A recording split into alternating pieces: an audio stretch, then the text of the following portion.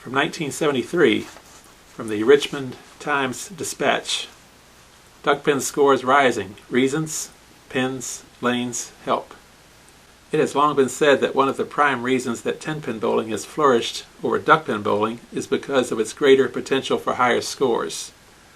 The theory still holds, but Virginia's duckpinners have never given up the search for ways to increase the all-around scoring in their sport. And if the scoring for the first 2 months of the Richmond season is any indication, they seem to be making some progress. A visit to Southside Plaza Bowl by the state's Pro Tour recently pointed out just how improved things have become.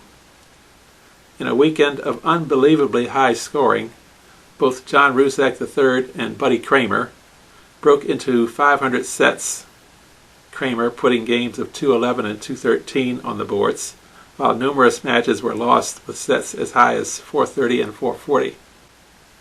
Have the bowlers improved?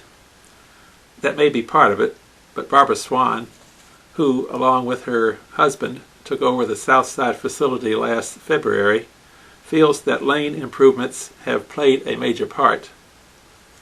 The bowlers out here are just elated, Ms. Swan said recently. The averages are jumping for almost everybody, not just the higher average bowlers, but for the housewives too.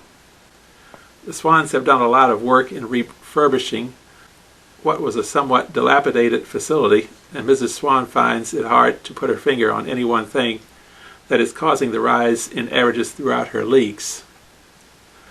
I'm pretty new to bowling, she admitted, but a lot of them, the bowlers that is, are saying that the lowered pin decks have helped a great deal. We refinished the lanes during the summer, and when you resurface, you lower the wood, so we had to go in and lower the decks too. Lowered pin decks are nothing new to duckpin bowling. The National Duckpin Bowling Congress has long permitted a 3/8 inch drop for the area on which the pins set, and Mrs. Swan explains that this ruling has a twofold purpose.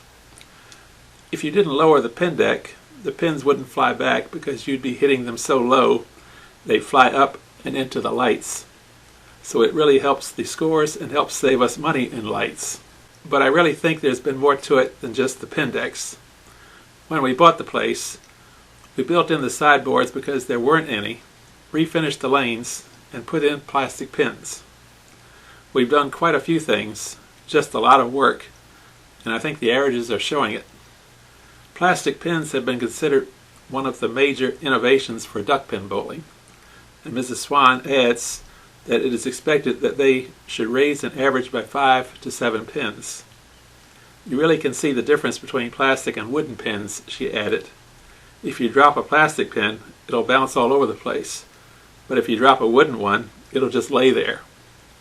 Refinished lanes, lowered pin decks, and new, recently installed plastic pins have also increased the scoring at Willow Bowl as well, and the big question by most knowledgeable duckpinners is when the city records are going to tumble.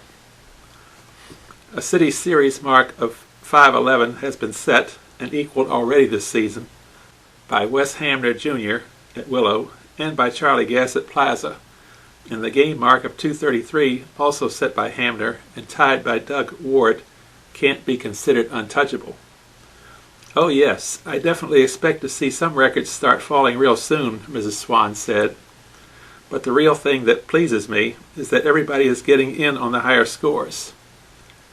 We have housewives that are bowling 400 sets, and I think that's great. Of course, if you don't hit them, you're not going to score, she added. But what we're trying our best to do, and what I think everybody is trying to do, is to keep the lanes in the best possible shape so that, well, when somebody does hit them, they fall.